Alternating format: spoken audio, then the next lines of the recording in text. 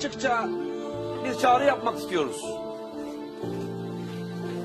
Biz bu tarihi bölgede birçok medeniyete beşiklik etmiş, ev sahipliği yapmış, bu kadim bölgede insanlığın bu ortak mekanında silah, çatışma, operasyon istemiyoruz.